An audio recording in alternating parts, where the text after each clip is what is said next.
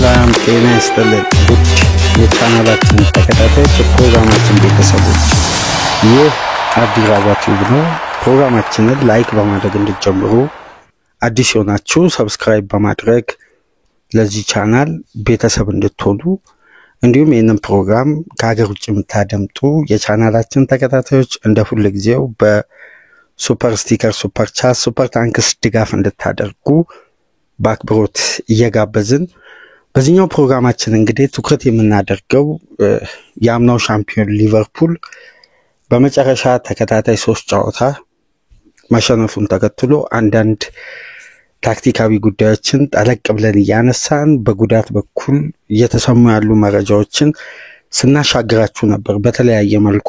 ነገር ግን ከሊጉ አጀማመር ጋር በተያያዘ የተለያዩ ክፍተቶች እንዳሉት የቡድን ቅንጅት እንደሚቀረው ሲነሳ የነበረው ቡድን ውስጥ ነጥሮ መውጣት የሚችል ከፈረሙ ተጫዋቾች ውስጥ ወዲያው አፋጣኝ ምላሽ እየሰጠ የሚገኘው በቅርብ ጊዜያት ውስጥ ለፈረንሳይ ብሔራዊ ቡድን ጥሪ ተደርጎለት መጫወት የጀመረ ለመጀመሪያ ጊዜ ደግሞ ለሀገሩ በቋሚነት ያለፈው ሳምንት እንግዲህ ፈረንሳይ 3-0 አዘርባይጃንን ባሸነፈችበት ጨዋታ ቋሚ ሆኖ ተሰልፎ ለኪሊያን ምባፔ አንድ ግብ አመቻችቶ ስላቀበለውና በሊቨርፑል ቤት ጤናማ አጀማመር በሊጉም በግሉም እያሳየ የሚገኘው ስለ ሁጎ ኤኪቲኬ በዚህ ፕሮግራም ከዚህ ቀደም ያላነሳናቸው ነጥቦች ጠለቅ ብለን ምናነሳው በርካታ ጉዳይ አለ። በተለይ አርነ ስሎት ከኢንተርናሽናል ብሬክ መልስ በርካታ ደጋፊዎች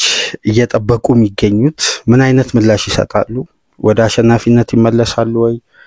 ክለቡን ዳግም ወደ ጥንካሬ ይመልሳሉ የሚሉ ጥያቄዎች በስፋት እየተነሱ ነውና በእነዚህ መካከል እንግዲህ ከሚነሱና ትላልቅ ጥያቄዎች ምላሽ ማግኘት ካለባቸው ጉዳዮች መካከል ሁለቱ ከፍተኛ ገንዘብ የወጣባቸው ተጫዋቾች አብሮ በጋራ መጫወት ይችላሉ ወይ? ሁጎ ኤኪቲኬና አሌክሳንደር ኢሳቅ። ለዚህም የሚሆን የተወሰኑ መነሻ ሐሳቦችን በዚህ ፕሮግራም አንስተን እንወያያለን። ነገር ግን ትኩረታችን በአጠቃላይ የሚሆነው የሁጎ ኤኪቲኬ በሊቨርፑል ቤት አጀማመር ተስፋ ሰጪ ብቻ ሳይሆን በተሻለ ደረጃ በርካታ ነጥቦችን መወያየት ማንሳት አለብን። ይሄ ተጫዋች ለሊቨርፑል በዘንድሮ የውድድር ዓመት ከአምናው ሻምፒዮና ከሆነው ቡድን እንኳን የተሻለ ጥራት በፊት መስመር በኩል 3 ተጫዋቾች አምና ሊቨርፑል በተለዋዋጭነት ሲጠቀማቸው ከነበሩ ተጫዋቾች ውስጥ በረጅም ርቀት የተሻለበትን ቴክኒክ የላቀበትን ብቃት እንግዲህ ከሰሞኑን ትችትም የተወሰኑ ጉዳዮች ሲሰነዘር የነበረውን ቡድን እንግዲህ አሁን ደግሞ የእንግሊዝ ጋዜጦች በተቃራኒ አንዳንድ ሙገሳና እነዚህ ነጥቦች ደግሞ በተሻሻለ ሁኔታ በቡድን ቅንጅት ዳግም ወደ ሪትም ይመጣ ከሆነ ሊቨርፑልን ማስቆም ይቸግራል ይላሉ። አሁን ዘ ታይምስ ዛሬ ይዞ በወጣው አንድ በጋዜጣው ላይ ስለ ሁጎ ኤኪቲኬ በተለየ ሁኔታ አንዳንድ ነጥቦች ላይ ትኩረት አድርጎ ከዳታ መነሻ በማድረግ ስለ ተጫዋቹ ብቃት እያንዳንዱ ነጥብ በመመልከት እንግዲህ የመጨረሻ 3 ጨዋታዎችን ሳይሆን ከዛ በፊት በነበሩ እያንዳንዱ ጨዋታዎች ላይ የተጫዋቹን ልዩ አቅምና ብቃት በተለየ ስታት አስደግፎ ይዞ ወጥቷል። ይሄን ጉዳይ መነሻ በማድረግ ደግሞ እኛ የራሳችንን ሐሳብ ጨምረን ወደ እናንተ በዚህ ተጫዋች ዙሪያ በሊቨርፑል ቤት ትልቅ ልዩነት ፈጣሪ ተጫዋች እንዳለና በቀጣይ ለሊቨርፑል የተጠናከረ ጉዞ ከ3 ተከታታይ ሽንፈት ዳግም ለማገገም የሁጎ ኤኪቲኬ የፋይናል ሰርድ ሚና ለሊቨርፑል ዳግም ማንሰራራት ትልቅ አቅም ነው ብለን ለመንደርደሪያነት እናነሳለን። እስቲ በተጫዋቹ ዙሪያ ያላችሁን ሐሳብ አስተያየት በሊቨርፑል ቤት ስላሳዩ አጀማመርና አሁን የምናነሳው ሐሳብ ላይ ደግሞ የምሰነዝሩትን አንዳንድ ኮሜንቶችን እንግዲህ በሐሳብ መስጫ ላይ እንድታስቀምጡ ላይክ፣ ሼር፣ ሰብስክራይብ ማድረጋችሁ እንዳትረሱ። ከሀገር ውጭ የምታደምጡ ደግሞ እንደተለመደው በሱፐር ስቲከር በሱፐር ቻት በሱፐር ታንክስ ድጋፍ እንድታደርጉ በአክብሮት እየጋበዝን እስቲ በስክሪናችን ላይ የምትመለከቱት የዛሬ የዘ ታይምስ ልዩ ዘገባ ነው። ታይምስ ይዞ የወጣው ስለ ሁጎ ኤኪቲኬ ተጫዋቹ እንደምታስታውሱት ባለፈው ሳምንት ከአንድ የፈረንሳይ ጣቢያ ጋር ቆይታ ያደረገውን ኢንተርቪው መነሻ በማድረግ የተለያዩ ዝርዝር ጉዳዮችን ስለዚህ ተጫዋች የመጀመሪያ የሊቨርፑል ቤት ቆይታው በሊጉም በሌሎች ውድድሮችም ስለነበረው አንዳንድ ብቃት መነሻ በማድረግ በዳታ በታገዘ መልኩ የተለያዩ ሪፖርቶችን ይዞ ወጥቷል። እስቲ ይህን ምስል ተመልከቱ በስክሪናችን ላይ ስለ ሁጎ ኤኪቲኬ ዛሬ ዘ ታይምስ ይዞ የወጣው ምስል።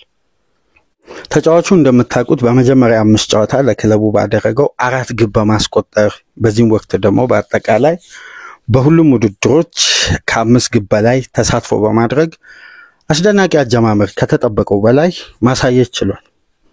ለዚህ ደግሞ የተጫዋቹ ልዩ አቅም በአንዳንድ የተለየ ልዩ በሆኑ የተጫዋቹ ቴክኒክ መነሻ በማድረግ አንዳንድ ነጥቦችን ከአምናው ቡድን ጋር በማነጻጸር እንግዲህ ሻምፒዮናው ከሆነ ስብስብ ሻምፒዮናው ከነበረው የቡድን እንቅስቃሴ ጋር መነሻ በማድረግ በዘንድሮ የውድድር ዓመት የሁጎ ኤኪቲኬ አጀማመር ግራፍ በዚሁ የሚቀጥል ከሆነ አምና የሊቨርፑል ተጫዋቾች በፊት መስመር በኩል በተለይ ሴንትራል ስትራይከር ሆኖ ሲጫወቱ የነበሩ ተጫዋቾች እነ ሉዊስ ዲያዝ፣ ዳርዊን ኑኔዝ፣ ዲየጎ ጆታ ከሶስቱ ተጫዋቾች ድምር በአጠቃላይ በሊጉ 16 ግብ ብቻ ነው ማስቆጠር የቻሉት። ይሄ ግብ ደግሞ የተቆጠረው በ9 ቁጥር ቦታ በተሰለፉበት ነው። ለምሳሌ ኑኔዝ 30 ጨዋታዎችን በሁሉም ውድድሮች በፊት መስመር በኩል ጀምሯል። ጆታ በተመሳሳይ ወደ ከ20 በላይ ጨዋታዎችን፣ ሉዊስ ዲያዝ 14 ጨዋታዎችን በሊጉ ደግሞ በፊት መስመር ተጫዋች ሆኖ ጀምሯል። ዲያዝ በ14 ጨዋታ በፊት መስመር በተሰለፈበት 5 ግብና 1 አሲስት ብቻ ነው ማድረግ የቻለው። ዳርዊን ኑኔዝ 5 ግብ በማስቆጠር ነገር ግን 8 ቢግ ቻንሶችን በመሳት በ9 ቁጥር ቦታ፣ ጆታም 6 ግብ በማስቆጠር ነበር በሊጉ ያጠናቀቀው። በድምሩ 16 ግብ ነው ያስቆጠሩት። ሁጎ ኤኪቲኬ ገና ካሁኑ ከ5 ግብ በላይ በቀጥታ በሁሉም ውድድሮች ተሳትፎ ሲያደርግ የዚህ ተጫዋች ግራፍ በመጨረሻ ሊቨርፑል ለምሳሌ በተሸነፈባቸው 3 ጨዋታዎች በክሪስታል ፓላስ ጨዋታ በቀይ ካርድ ምክንያት ከሳውዛምፕተን ጋር ማሊያውን አውጥቶ ሴሌብሬት ማድረጉን ተከትሎ ከክሪስታል ፓላስ ጋር ጨዋታ አምልጦት ነበር። ከጋላታሳራይ ጋር በጉዳት ምክንያት ተቀይሮ ወጣ ጨዋታውን ሳያጠናቅቅ። ከቼልሲ ጋር ያ ጉዳት ተጫዋቹን በቋሚ ምርጥ 11 እንዲገባ ስላላስቻለ ዘግይቶ ጨዋታውን እንዲጀምር ተደርጓል። ስለዚህ በሶስቱ ጨዋታዎች ልዩነት ለመፍጠር ተጫዋቹ በሜዳ ውስጥ ባለ ደቂቃ አላገኝም ነበር። ልዩነት ለመፍጠር በቂ ደቂቃ ሳያገኝ እንግዲህ ወደ ኢንተርናሽናል ብሬክ ሊጎች ተቋርጠው ወደ ብሔራዊ ቡድን ጨዋታ ተቀይረዋል። ታዲያ የሁጎ ኤኪቲኬ ለምንድን ነው በዚህ ደረጃ በእንግሊዝ ሚዲያ መነጋገሪያው ነው? የተጫዋቹ መቃቅም ምንድነው የተለየ ነጥብ እንድናነሳ ያስገደደው የሚለውን እስቲ የተወሰኑ ጉዳዮችን እናንሳ። በተለይ የተጫዋቹ በልዩነት የሚነሳው አቅም በ9 ቁጥር ቦታ ይሰለፍ እንጂ በዛ ቦታ ብቻ ተገድቦ የሚቆም ወይም የ9 ቁጥር አጥቂ ስለተባለ የግድ ቦክስ ውስጥ ኳሶች እስኪሻገሩ ወደ ቦክስ የማጥቃት እንቅስቃሴ እስኪመጡ ድረስ ተገድቦ የሚቆይ ተጫዋች አይደለም።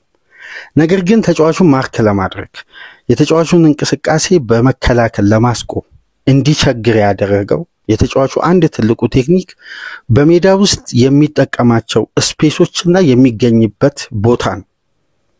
በአብዛኛው ደግሞ ተጫዋቹ ከግራ ክንፍ መነሳት ወይም የግራውን የሜዳ ክፍል አዘንብሎ በመጫወት ከዛ ቦታ ላይ ሲነሳ ሊቨርፑል በተመሳሳይ መልኩ አምና ከሚጫወትበት የቡድን ካራክተር አንድ መልክ ይዛል። የተጋጣሚን ዊንግ ክንፉን በደንብ ኦቨርሎድ በማድረግ በቁጥር ከፍ ብሎ ኦቨርሎድ በመፍጠር ከክንፍ በኩል የሚነሱ ኳሶች ለምሳሌ አምና ለሊቨርፑል ትላልቅ ልዩነቶችን ሲፈጥር እናስታውስ ነበር። አብዛኛው የሊቨርፑል ማጥቃት ከሁለቱ ክንፍ ተጫዋቾች የሚነሳ ነበርና እነዛ ሎዶችን ደግሞ ሊቨርፑል የሚፈጥረው ከሁለቱ የክንፍ ተጫዋቾች ጀርባ የሚገኙ ፉልባኮች ከራሳቸው መጫወቻ ክልል ሆኖ በሚያስጀምሩት ፈጣን እንቅስቃሴና ዳይሬክት አታክ ነው። ለዛ ደግሞ ፔኔትሬሽን እንዲመች አንዱ አጥቂ ወይም በ9 ቁጥር ላይ የሚሰለፈው ተጫዋች ወደ ኋላ ወረድ ብሎ አማካዩ ላይ ደግሞ ተጨማሪ ሎድ ሲፈጥር ነው። ስለዚህ ሊቨርፑል በሶስቱም ዲፓርትመንት ተመሳሳይነት ያለው አንድ አይነት ካራክተር ያለው በተመሳሳይ መንገድ ሁሉንም የሜዳ ክፍል በተጨማሪ ቁጥር ትርፍ በሆኑ ተጫዋቾች ኦቨርሎድ እየፈጠረ ነው ተጋጣሚ ላይ ግብ የሚያስቆጥረው። ዘንድሮ ይህን ኦቨርሎድ ለመፍጠር በታይሚንግ እና ዲሲዥን ተመሳሳይ ካራክተር ያለውን ውሳኔ ለመወሰን አንደኛ ተጫዋቾቹ አዲስ ሲስተም አዳፕት እያደረጉ ስለሆነ የተወሰኑ ጊዜ ያስፈልግ ነበር። በዚህም ወቅት ደግሞ ሁለቱ ፉልባኮች ላይ የተፈጠረው ጫናና የገጠማቸው አዳዲስ ፈተናን ቶሎ አዳፕት ለማድረግ መቸገር በአማካዩ ስፍራ የነበሩ የሶስቱ ተጫዋቾች ሚና ተቀይሮ አሁን የፍሎሪያን ቪዝ መግባት የአሌክሲስ ማካሊስተር 100% ፊት አለመሆን የአማካይ ክፍሉን ባላንስ ያሳጣው በቀጥታ እነዚህ ሁሉ ጫናዎች ሶስተኛ ሜዳ ክፍል ያሉ ተጫዋቾች ጋር የሚደርሰው የኳስ ቁጥር እንዲያንስ መነሻ ሆኗል። በዚህም ደግሞ የሊቨርፑል ምርጡ ፉልባክ የነበረው ላለፉት 9-8 ዓመት ትሬንት አሌክሳንደር አርኖልድ የሱ የፓስ ሲኩዌንስ ደግሞ ሲቋረጥ ሳላም ሌሎች ተጫዋቾችን ፋይናል ሰርድ የሚያገኙት ኳስ እየቀነሰ መጣ። ስለዚህ ሊቨርፑል በሶስቱም የሜዳ ክፍል የሚፈጥረው ኦቨርሎድ በተጋጣሚ ላይ በተቃራኒው አሁን በሱ ላይ እንዲፈጠር ምክንያት ሆነ። ስለዚህ ይሄን ጉዳይ ባላንስ የማድረግ ነው። ለእንደነዚህ አይነት ደግሞ ካራክተሮች በተደጋጋሚ ሊቨርፑል ተጋጣሚ ላይ ጫና ሲፈጥርም ብልጫም በወሰደበትም ሲያስቆጥር ግን የሂጎ ኤኪቲኬ አጫወት አሁን ቀደም ብለን ያነሳናቸውን እነዚህ ታክቲካዊ ጉዳዮችን ፍሌክሲብል ለማድረግ ትርፍ እየሆነ ወደ አማካይ ስፍራ እየወረደ በተጨማሪም ጋክፖን በፖዚሽን በማገዝ ወደ ግራ ክንፍ እየወጣ እነዚህ ሚናዎች ሲተገብር እናያለን። ከመጡ ተጫዋቾች ውስጥ በተለየ ሁኔታ ታክቲካል ዲሲፕሊኑ አስደናቂ የሆነ ተጫዋች አሁን ላይ የሂጎ ኤኪቲኬ ብቃት ነው። ስለዚህ የተጫዋች ለሊቨርፑል ጭንቅም የሚያቀል ሜዳው ሲኖር ተጋጣሚ ማጉደል የሚችል በተጨማሪም ከፖዚሽኑ ውጪ በመሆን በአማራጭነት በሶስቱም የሜዳ ክፍል ተጋጣሚ ላይ ሊቨርፑል ኦቨርሎድ ለመፍጠር ትርፍ ተጫዋችን ትርፍ እንቅስቃሴን ለተጨማሪ ስፔስ ሲፈልግ ግን ተጫዋቹ በአግባቡ ፖዚሽኑ ላይ ይገኛል። ይሄ ነው አሁን የሂጎ ኤኪቲኬ የተለየ ብቃት በሚና ወይ በተሰጠው ፖዚሽን ብቻ አለመገደቡና ወረድ ብሎ መጫወቱ ለአርነ ስሎት ጫናን የሚያቀል ለቡድን ተጫዋቾች ደግሞ ሌላ ስፔሶችን የሚፈጥርና የተጋጣሚ ሎው ብሎክ ስትራክቸር ወደ ከኤሪያቸው ወጣ ብለው ወደ መሃል ጠጋ ብለው እንዲጫወቱ ተጫዋቹ ከተጋጣሚ የመጫወቻ ኤሪያዎች ወረድ ብሎ መጫወቱ ተጨማሪ ሊቨርፑል የመሮጫ ስፔሶችን እንዲያገኝ አምና ሳላ ከተከላካይ ጀርባ የሚያገኛቸውን ስፔሶች ክሬት እንዲደረጉ አስገዳጅ በሆነ መልኩ ሉዊስ ዲያዝን ከተፈጥሯዊ ፖዚሽን በመቀየር ወደ ሐሰተኛ 9 ቁጥር ስሎት የሚጠቀሙ የነበሩት ሁለቱም ዊንግ በበቂ ሁኔታ ኳሶች እንዲደርሷቸው ነው። ለምሳሌ እንደምታስታውሱት አምና ከማንቸስተር ሲቲ ጋር በነበረው ጨዋታ ሊቨርፑል ከዊንግ በመነሳት ብቻ ከፈጠራቸው በጨዋታው ከሞከራቸው 24 ሙከራዎች ውስጥ 12ቱ ከክንፍ ላይ የተነሱ ነበሩ። በቀጥታ 12 ሙከራ ከሊቨርፑል ሁለቱ የክንፍ ተጫዋቾች የተነሱ ናቸው። ከነዚህ 12 ኳሶች ደግሞ 8ቱ የሃይ ተርኖቨር ነው ስሎት የሚፈልጉት። አሁን እንግዲህ ለዚህ ሚና ፊት ያደርጋል ስንል ሁጎ ኤኪቲኬን ካምናው መነሻ በማድረግ ነው። ለምሳሌ አምና የሊጉ የመጀመሪያ ጨዋታ የምታስታውሱ ከሆነ ከኢፕስዊች ታውን ጋር ሊቨርፑል አብዛኛውን የውድድር ዓመት የተጠቀመበት ስታርቲንግ ላይንአፕ ነበር። በጉዳት ምክንያት ጆታ ከምርጥ 11 እስከሚወጣ ድረስ የመጀመሪያውን ግብ በፕሪሚየር ሊጉ ሊቨርፑል ሲያስቆጥር በጆታ አማካኝነት እና የጨዋታውን ቢልድ አፕ የምታስታውሱ ከሆነ ከኩናቴ የተነሳው ኳስ ወደ ራያን ግራቨንበርግ በተጨማሪ የአማካዩ ስፍራ ላይ በደንብ እንቅስቃሴውን ወይም ያን ቪዲዮ ያምናውን የመጀመሪያ የጆታን ግብ የምታስታውሱ ከሆነ ቪዲዮን በዩቲዩብ ላይ ብትመለከቱ ወደ ኋላ ወረድ ብሎ ጆታ አማካዩ ስፍራ ላይ ኦቨርሎድ ፈጥሮ ነበር ትርፍ በመሆን። ስለዚህ ራያን ግራቨንበርግ ለሴንትራል ፕሮግሬሽን የሚያመች የፔኔትሬሽን ስፔስ ያገኛል። በዛም ወቅት እንግዲህ ወረድ ብሎ ለሳላ ፓስ ያደርጋል። ሳላን ተከትሎ ደግሞ ከኤሪያው የወጣ ተጨማሪ የኢፕስዊች ታውን ተከላካይ ነበር። ያኔ ሳላ ኳሱን ወደ ኋላ ወደ ትሬንት አሌክሳንደር አርኖልድ በመመለስ ያ ተጫዋች ለቆ ወደ መጣበት ስፔስ በፍጥነት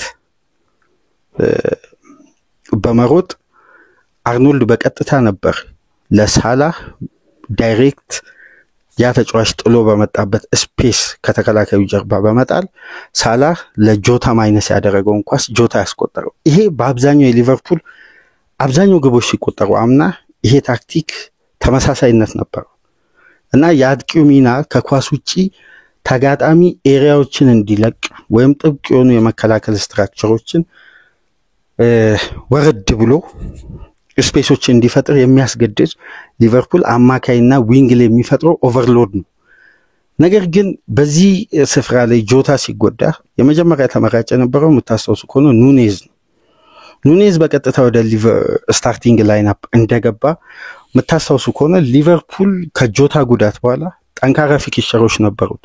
ከነዛ መካከል አንዱ ከኒውካስል ጋር የነበረው ከሜዳ ውጭ በዛ ጨዋታ የመጀመሪያ 45 ኑኔዝ በአጠቃላይ በጨዋታው በቆየበት ወቅት የነካቸውን ኤሪያዎችን በአንድ ማፕ ላይ ላሳያችሁና ሂጎ ኤኪቲኬ በዘንድሮ የውድድር ዓመት ስሎት ልክ ጆታ ወረድ ብሎ አማካዩ ላይ ጫና እንደሚፈጥረው ትርፍ ሆኖ እንደሚያግዘው ሁሉ ኤኪቲኬ ደግሞ በተመሳሳይ ከበርንማውዝ ጋር ከኤቨርተን ጋር ከኒውካስል በአጠቃላይ ተጫዋቹ በተሰለፈባቸው ቋሚ ሆኖ በተሰለፈባቸው ጨዋታዎች ውስጥ በአብዛኛው የሜዳ ክልል የሚጠቀማቸው ቦታ ይሄ የግራ የሜዳ ክፍል ነው ወይም በግራ 8 ቁጥር የሚገኙን የአማካይ ስፍራ።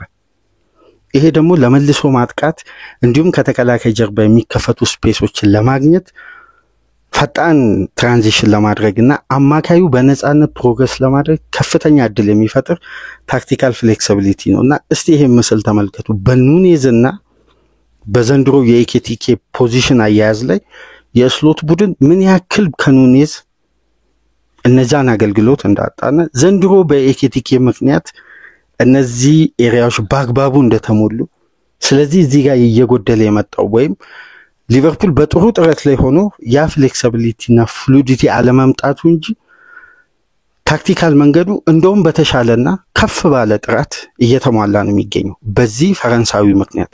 እስቲ ይሄን ምስል ተመልከቱ። በሁለቱ ተጫዋቾች መካከል ያለው ይሄ የተች ማፕ የሚባለውን የነኩበትን ቦታ የሚያሳይ ይሄ አሁን ከዚህ ማፕ ውስጥ የምንረዳው አንዱ ጉዳይ የበርንማውዙን ጨዋታ መነሻ በማድረግ አሁን ከእንደዚህ አይነት እንቅስቃሴ ሊቨርፑል አምና ከየትኛውም አጥቂ አንድም ግብ አላገኘም። ነገር ግን በታክቲክ ረገድ ለሳላና ለጋክፖ የተሻለ እድል ይፈጥራል። ነገር ግን አሰልጣኙ በቀጥታ ከ9 ቁጥር ተጫዋች ማግኘት የሚፈልጉት ሚና ግን በቀጥታም በግብ ላይም ተሳትፎ በማድረግ ግብን በማስቀጠር በኩል በተወሰነ ሂደት የዲያዝ እንቅስቃሴ ይሻላል እንጂ በቂ አልነበረም። ነገር ግን ሂጎ ኤኪቲኬ ያስቆጠራቸውን ግቦች መነሻ እናድርግ። የመጀመሪያ ጨዋታ ከክሪስታል ፓላስ ጋር በኮሚቲ ሺልድ ከፍሎሪያን ቪዝ ጋር ከግራ ክንፍ መነሻ በማድረግ የግራ 8 ቁጥርን ፖዚሽን ይዞ ወደ ተጋጣሚ የመጫወቻ ቦክስ ቀረብ ባለ እንቅስቃሴ ከኤሪያ ውጭ አስቆጠረ። በተመሳሳይ እንቅስቃሴ ከበርንማውዝ ጋር ጥብቅ የነበረውን የተከላካይ ስፍራ ለማስከፈት ወርዶ ከአሌክሲስ ማካሊስተርና ከፍሎሪያን ቪዝ ጋር ኦቨርሎድ አሁንም የፈጠሩበት እንቅስቃሴ እዛ ጋር ከዛም በኋላ ተጫዋቹ አስቆጠረ። በተመሳሳይ ከሜዳ ውጪ ከኒውካስል ጋር ሁለተኛ 45 እንደተጀመረ በተመሳሳይ ታክቲክ ተጫዋቹ ኮርሊ ጋክፖ የሙከራትን ኳስ ስትመለስ ራሱ ማስቆጠር ቻለ። ነገር ግን የቢልድ አፑ ቀጥታ ተሳታፊ ነበር። አምና ግን አማካዩ ላይ ትርፍ ተጫዋች በመጨመር ነበር ስሎት የተጋጣሚ ከተከላካይ ጀርባ የሚገኙ ስፔሶችን ለማግኘት የሚጥሩት ያለ ኳስ ማለት ነው። ዘንድሮ ግን ቴክኒካሊ በተሻለ ፖዚሽን አጠባበቅ፣ በተሻለ የድሪብል ስኪል፣ በተሻለ ቦል ኬር እድሎችን በመፍጠር ተጫዋቾችን ሆልድ አድርጎ በመያዝ የተጋጣሚን ተጫዋች ከኤሪያው ስቦ ወደ ፖዚሽኖችን ስቶ ለቡድን አጋሮቹ የመሮጫ ፔኔትሬሽን እና የፕሮግረስ እንቅስቃሴ መፍጠር በሚችል ተጫዋች ቦታውን በኳሊቲ ሞልተዋል። ታዲያ የዚህ ተጫዋች እዚህ ፖዚሽን ላይ መጫወት ከፈጠሯቸው ትላልቅ ልዩነቶች መካከል ከአምናው የቡድን እንቅስቃሴ ከነበሩ አጥቂዎች እንኳን የተሻለ ታክቲካል ፍሌክሲቢሊቲ የሚሰጥ ተጫዋች ነው። አንደኛው የሂጎ ኤኪቲኬ ትልቁ ሚና እስካሁን ድረስ ከታየው በቀጥታ በቡድን እንቅስቃሴ ላይ። ነገር ግን ሊቨርፑል ክፍት ከነበረ እንቅስቃሴ ለምሳሌ በተጠናቀቀው የውድድር ዓመት ከዲያዝ ከኑኔዝ እና ከጆታ በቀጥታ ሊቨርፑል በድምሩ ያገኘው የግብ ብዛት ወይም በዳይሬክት አታክ ያለምንም የሽግግር እንቅስቃሴ ሳይቆራረጥ እነዚህ ተጫዋቾች ያስቆጠሩት ግብ በድምሩ 9 ግብ ነው። በሊጉ ክፍት ከነበረ እንቅስቃሴ ወይም ሊቨርፑል ያለ ተጨማሪ ፕረስ ከራሱ የመጫወቻ ክልል ይሄን የቢልድ አፕ ትራንዚሽን ጠብቆ ሲያስቆጥር፣ ነገር ግን ሂጎ ኤኪቲኬ ያስቆጠራቸው ሁሉም ግቦች በዘንድሮ ውድድር ዓመት ክፍት ከነበረ እንቅስቃሴ ያለምንም መቆራረጥ የተገኘ ግብ ነው። ሌላኛው ትልቅ ልዩነት። ስለዚህ ይህን ተጫዋች በተለየ ኳሊቲና ስታንዳርድ ያነሳሉ። በበርንማውዝ በኒውካስል እና በኤቨርተን ያስቆጠረውን ግብ መነሻ በማድረግ የተጫዋቹን ቢግ ቻንስ የመቀየር አቅምን ደግሞ በተለየ ቁጥር የዚህን ተጫዋች የተለየን አቅም እያነሱ ይገኛሉና የመጨረሻ 3 ጨዋታዎች ላይ የዚህ ተጫዋች በቂ አገልግሎት ለሊቨርፑል አለመስጠቱ ስሎትን በታክቲክ ረገድ ጎርቷቸዋል ይላል። ለምሳሌ ከፓላስ ጋር ለመኖሩ የኢሳክ ፊትነስ አስተማማኝ አለመሆን እና ተጨማሪ ኦቨርሎድ ለመፍጠር ተጫዋቹ ከኳስ ውጭ ያለው ወርክ ሬት በፊትነሱ የተነሳ መቀነሱን ተከትሎ ሊቨርፑል ከፍተኛ ጫና የተፈጠረበት አማካይ ስፍራ ላይ ነው የሚለው። ነገር ግን እነዛ ጫናዎች ባለፉት 5 ተከታታይ ሊግ ጨዋታ ሊቨርፑል ሲያሸንፍ እነዛ ጫና በአጠቃላይ ሊቨርፑል ላይ አልተፈጠሩም። አማካይ ስፍራ ላይ አሁን ተጋጣሚ ሊቨርፑል ላይ ጫና ፈጥሮ ግቦች የሚያስቆጥርበት ደቂቃ ወይም ሊቨርፑል በመጨረሻ ደቂቃ ድሎች ማግኘቱ ብቻ ሳይሆን በታክቲክ ረገድ አማካዩ በሚታሰበው ደረጃ ብልጫ ባይወስድም ግን የዛን ያክል ሊቨርፑል ብልጫ አይወሰድም። የተለያዩ አሁን ቁጥሮች ይነሱ ነበር። ለምሳሌ ኤቨርተን ሊቨርፑል ላይ ያስቆጠራት 1 ግብ ብቻ ነው ኢላማውን የጠበቀ ግብ። ከዛ በፊት ከኒውካስል ጋር በነበረው እንቅስቃሴ የመጨረሻ 30 ደቂቃ ላይ ክለቡ ያሳየው መዘናጋትና በጎዶሎ ኒውካስል ያሳየው መነቃቃት መነሻ በማድረግ ነገር ግን በዛ ጨዋታ ሊቨርፑል ላይ የተሞከረው ኢላማውን የጠበቀ ሙከራ 3 ብቻ ነበር። እንደውም በተወሰነ መልኩ ሊቨርፑል ላይ ጫና ለመፍጠር በጥራትም ክፍት ከነበረም እንቅስቃሴ እድሎችን በመፍጠር የተሻለው ክለብ በዘንድሮ ውድድር ዓመት የነበሩት ክሪስታል ፓላስ እና በርንማውዝ ናቸው። ሁለቱም ቡድኖች ቀጥተኛ ጫናና ትላልቅ ቢግ ቻንሶችን ክሬት ማድረግ ችሏል። ነገር ግን አሁን ላይ ከሚነሱ ትላልቅ ነጥቦች መካከል ሂጎ ኤኪቲኬ እስካሁን በሊቨርፑል ቤት ያስቆጠራቸውን ግቦች መነሻ በማድረግ ክሬት ያደረጋቸውን እድሎች ይሄ ተጫዋች ያገኘው የግብ እድል በኤክስጂ ተለክቶ በሊጉ አሁን ላይ ሾት ኮንቨርዥን ሬቱ በጣም ከአነስተኛ ኤክስጂ መነሻ በማድረግ ያስቆጠረውን የግብ ብዛት በቀጥታ በማካተት እንግዲህ አሁን ላይ በሾት ኮንቨርዥን ሬት 31.32 በሚያዝ ሃላንድ ብቻ ነው የሚበልጠው። ከተገኘው ኤክስጂ ካደረገው ሙከራ በተጋጣሚ የመጫወቻ ቦክስ የናካቸው ኳሶች በእያንዳንዱ የሊቨርፑል እንቅስቃሴ ላይ ስለነበረው ቀጥተኛ ተሳትፎ በኤክስጂ ደረጃ ለክተው ሃላንድ 32.4 ሾት ኮንቨርዥን ሬቱ ከፍተኛ፣ ይሄ በአምስቱ ትላልቅ ሊግም ትልቁ ቁጥር ነው።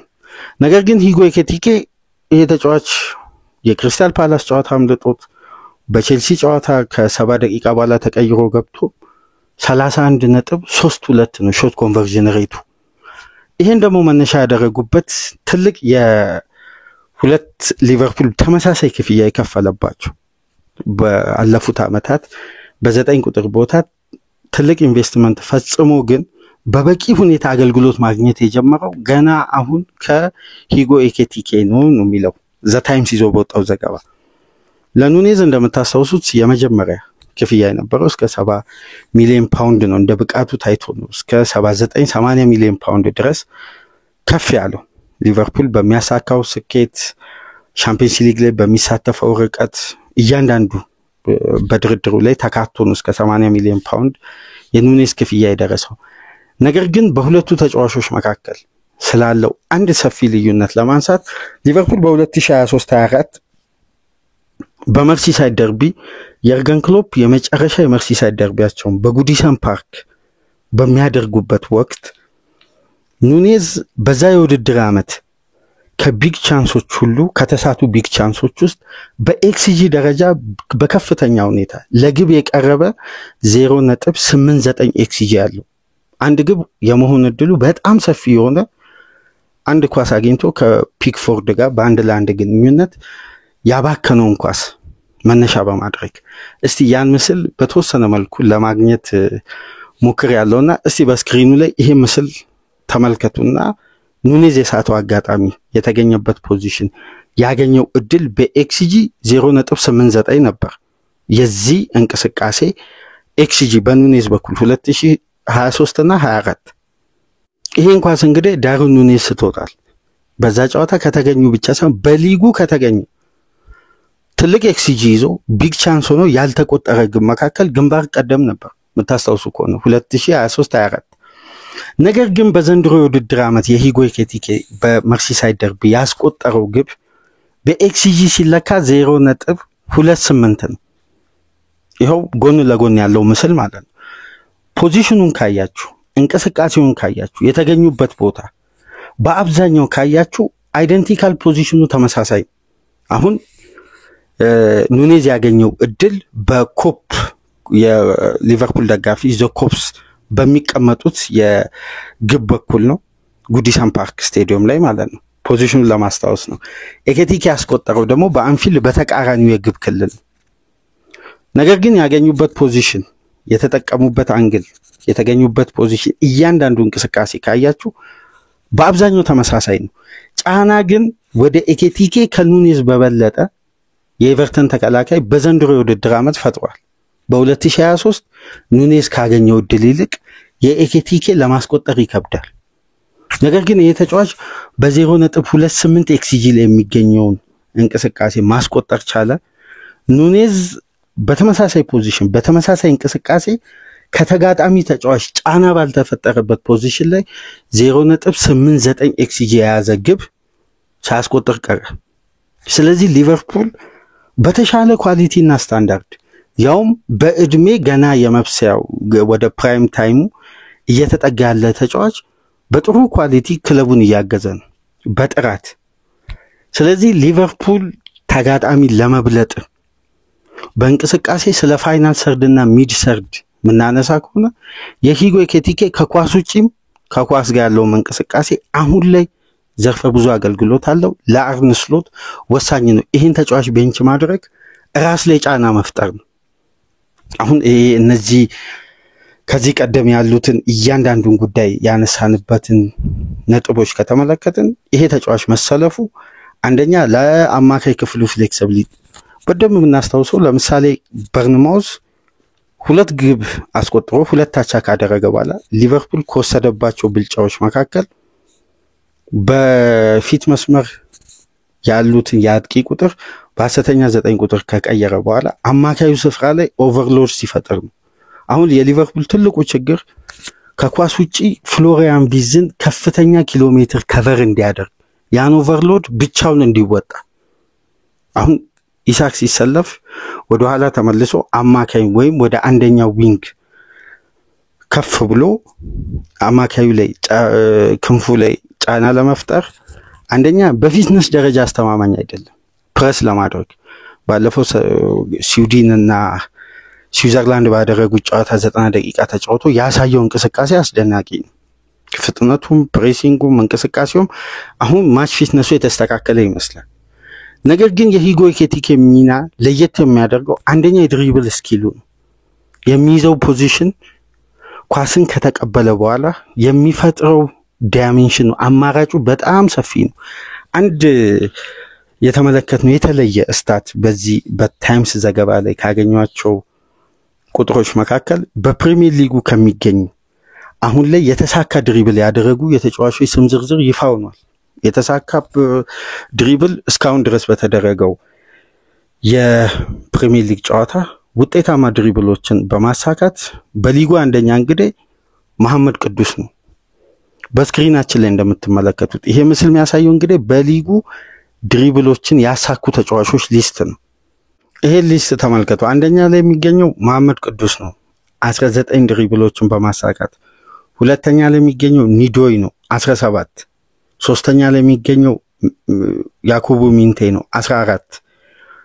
አራተኛ ደረጃ ላይ የሚገኘው አንቷን ሴሜኒዮ ነው 11። አምስተኛ ደረጃ ላይ የሚገኘው ሂጎ ኤኪቲኬ ነው 10። ከዛን እነ ካይዎ፣ ዶኩ፣ ታቭኔር፣ ስቲቫኦና ቦዌን አሉ። ሁሉም ተጫዋቾች ግን የ9 ቁጥር ተጫዋቾች አይደሉም ከኤኪቲኬ ውጪ። አሁን የ9 ቁጥር ሚና ተሰጥቶት ምን ያክል ይሄ ተጫዋች ከቦክስ ውጪ ወጥቶ ክለቡን በተለያየ እንቅስቃሴ እንደሚያግዝ የሚያሳየን ትልቁ ስታት ይሄ ነው። ከኤሪያ ውጪ ኳስን ከተቀበለ በኋላ ድሪብል አድርጎ ለመሸወድ እንኳን ካለው ተክለሰውነት ርዝመት አንፃር ለድሪብል ቀልጣፋ ነው ተብሎ አይታሰብም ነበር። ነገር ግን ተጫዋቹ ካለው ቴክኒክ ካለው ፍሌክሲቢሊቲ እና በተለይ ከቡድን አጋሮቹ ጋር ያለው ሊንክ አፕ ይለያል። በአንድ ለአንድ ግንኙነት የተጋጣሚን ተጫዋች የሚቀንስበት ቴክኒክ እና ይሄ ተጫዋች ከኤሪያ ውጪ ወጥቶ በተለይ በአብዛኛው ወደ ግራ ክንፍ አዘንብሎ ፔኔትሬት አድርጎ የሚነሳባቸው እንቅስቃሴዎችን በቅድመ ውድድር ጊዜ ዝግጅትም አይተናል። ያስቆጠራቸውንም ግቦችን ስንመለከት እንዲህ አይነት እንቅስቃሴ የሚቀናው ወይም ተጋጣሚ ላይ ሊቨርፑል ኦቨርሎድ ከግራ 8 ቁጥር ግራ ክንፍን የራሱን 9 ቁጥር ቦታ ይዞ ጫና መፍጠር ሲፈልግ ይሄ ተጫዋች ከአምናው በተሻለ ሁኔታ ቀጥተኛ አስተዋጽኦ ያደርጋል ማለት ነው። ከኳስ ውጪ ደግሞ በሊጉ ከሚገኙ የ9 ቁጥር ተጫዋቾች በፋይናል ሰርድ ፕረስ በማድረግና ለሃይ ተርኖቨር ቡድኑ ጥሩ ስፔሶችን በማድረግ ወይም የተጋጣሚን ቢልድ አፕ በመረበሽና በማስታል ጫና በመፍጠር ፕረስ በማድረግ ከ9 ቁጥር ተጫዋቾች አንደኛ ደረጃ ላይ ተቀምጧል። ያውም ይሄ ተጫዋች እስካሁን ድረስ የተሟላ 90 ደቂቃ በቋሚነት ተከታታይ ጨዋታዎች ላይ ባልተጫወተበት የመጨረሻው 2 የሊግ ጨዋታ በቅጣትና በጉዳት ምክንያት በምርጥ 11 ውስጥ መጀመር ባልቻለበት ጨዋታ እንኳን ፋይናል ሰርድ ፕረስ በማድረግ የመጀመሪያ ተጫዋች ነው። በአማካይ ግን ተጫዋቹ እስካሁን ድረስ በሊቨርፑል ቤት በሁሉም ውድድሮች በአማካይ ሜዳ ውስጥ የቆየበት ደቂቃ 67 ደቂቃ ነው። እንግዲህ ገና 67 ደቂቃ ብቻ የተጫወተ ተጫዋች የ22 ዓመት ወጣት የመጀመሪያ ውድድር ዓመቱን በሊቨርፑል እያደረገ እንዲህ አይነት ትላልቅ ልዩነቶችን መፍጠር ችሏል። ስለዚህ ለአርነ ስሎት ትላልቅ ጭንቅ ቀናሽ የሆነ ተጫዋች ነው። ይሄን ተጫዋች የሚጠቀሙበት ሚና በበለጠ ማስፋት ይችላል። ለምሳሌ ከኮርሊ ጋክፖ ሊቨርፑል አምና ከሚያገኘው ለምሳሌ በመጀመሪያ 7 ጨዋታ ተጫዋቹ ካደረጋቸው ተሳትፎ ውስጥ 1/3ኛውን እንኳን በዘንድሮ የውድድር ዓመት እያደረገ አይደለም። ምንም እንኳን በዚህ ኢንተርናሽናል ብሬክ ለሀገሩ ኔዘርላንድ 3 ግብና 1 አሲስት በማድረግ በጥሩ መነቃቃት ወደ ሊቨርፑል ቢመለስም ግን በክለብ ደረጃ ያለው ውጤታማነት በጣም የወረደ ነው ካምና ዘንድሮ ሲታይ። ስለዚህ ይሄ ተጫዋች እስካሁን ድረስ ባየነው በግራ ክንፍ በኩል የሚፈጥረው ጫና በበለጠ ለሊቨርፑል ውጤታማ የማጥቃት እንቅስቃሴ ከፍተኛ አስተዋጽኦ አለው። ከግራ ክንፍ ሲነሳ የግራውን የሜዳ ክፍል የግራ 8 ቁጥር ከአማካዩ ጋር ሊንክ አፕ እያደረገ ሲጫወት ወደ ግራ ዘንብሎ ቢጫወት የተሻለ ነው። ስለዚህ ኢሳቅም በ9 ቁጥር አውት ኤንድ አውት ነምበር 9 ተብሎ እንደተገዛው የቦክስ አጥቂ በማድረግ ሊቨርፑል የሂጎ ኤኪቲኬን ቴክኒክ በላቀ ኳሊቲ ተጫዋቹ ለድሪብልም አሁን ላነሳናቸው ለፕሬሲንግም በቦልኬር በኩል የተዋጣለትን እንቅስቃሴ እንዲያደርግ የግራ ክንፍ ፖዚሽን ለተጫዋቹ ተስማሚ ይመስላል። ስለዚህ አርነ ስሎት ከኢንተርናሽናል ብሬክ መልስ እሁድ ከማንቸስተር ዩናይትድ ጋር በአንፊልድ በሚያደርጉት ጨዋታ ከሚቀይሯቸው ታክቲካል ለውጦች መካከል ይሄ ምናልባት የመጀመሪያ ተግባር ሊሆን ይችላል ይላል ዘ ታይምስ። ይሄን አሰልጣኙ ይፈጽሙን አብረን በጋራ የምንመለከተው ጉዳይ። ነገር ግን የሂጎ ኤኪቲኬ ልዩነት ፈጣሪ መሆን በሊቨርፑል ሽንፈት ውስጥም ድል ውስጥም ግንባር ቀደም በዘንድሮ የውድድር ዓመት ከታዩ በጎና ተስፋ ሰጪ ከተስፋም በላይ የታዩ መልካም እንቅስቃሴዎች መካከል የመጀመሪያ የሚጠቀስ ነውና ይሄ ተጫዋች በቀጣይ ጊዜያት ምን አይነት ልዩነት ይፈጥራል አብረን በጋራ የምንመለከተው ይሆናል። ዛሬ እንግዲህ ፈረንሳይ ጨዋታ አላት። ለኪፕ እንደሚለው ከሆነ ዛሬ ደግሞ በተቃራኒው ቤስቶን ጨዋታ የሚጀምረው ከአይስላንድ ጋር ማቴታ ይሆናል የክሪስታል ፓላሱ። ስለዚህ ሂጎ ኤኪቲኬ ጥሩ የረፍት ጊዜ ያገኛል ማለት ነው። ስለዚህ ተጫዋቹ በመጀመሪያ የፈረንሳይ ብሔራዊ ቡድን ጨዋታ ከኪሊያን ኤምባፔ ጋር ያሳየው ጥምረትና ቅንጅት በብዙ የፈረንሳይ ሚዲያ እየተደነቀ ነው የሚገኘው። 22 ካደረጋቸው ፓሶች ውስጥ 20 በስኬት ተጠናቆ አንድ አሲስት አድርጎ 2 ትላልቅ ቢግ ቻንሶችን አግኝቶ እንግዲህ ሳይጠቀም ቀርቷል። አስደናቂ ሙከራ ነበር። በልዩ የኢንተርናሽናል ብሬክን አሳልፎ እንግዲህ ከነበረው ጫናም የቡድኑም ውጤት ጋር በተያያዘ ሪከቨር ለማድረግ ጥሩ ጊዜ በብሔራዊ ቡድን አሳልፏል። እስቲ ከብሔራዊ ቡድን መልስ ደግሞ በተለየ ተስፋና ቅንጅት ይሄ ተጫዋች ሌላ አቅሙን የምንመለከትበት ሳምንት ይሆናል ተብሎ ይጠበቃል። በአጠቃላይ በሂጎ ኤኪቲኬ ዙሪያ ያዝነው አዲስ መረጃ ከራሳችን ሐሳብ ጋር ዘ ታይምስ ይዞ ከወጣው ዘገባ ጋር አቀናጅተን ይዘን የመጣነው መረጃ ይህን ይመስላል። ከተመቻችሁ ላይክ አድርጉ፣ አዲስ ከሆናችሁ ሰብስክራይብ በማድረግ ለወዳጅ ዘመዶቻችሁም ደግሞ ሼር በማድረግ ተደራሽነታችንን ከፍ እንድታደርጉ ይህንን ፕሮግራም ከሀገር ውጭ የምታደምጡ በሱፐር ስቲከር፣ በሱፐር ቻት፣ በሱፐር ታንክስ ድጋፍ አድርጉ። ከዚህ ፕሮግራም በመቀጠል እንግዲህ ስለ ቡካዮ ሳካ ፕራይም ታይም መድረስ ክላሱን ከፍ ማድረጉን ተከትሎ በዚህ ተጫዋችም ዙሪያ እስቲ የተወሰኑ ነጥቦች እናነሳለን። ስለ ኬራን ይልዲዝም ምናነሳቸው ነጥቦች አሉ። አደም ዋርተን የማንቸስተር ዩናይትድ ኢላማ ሆኗል። ይህ አማካይ ከሊቨርፑል ጋር ስሙ በተደጋጋሚ ሲነሳ እንሰማ ነበር።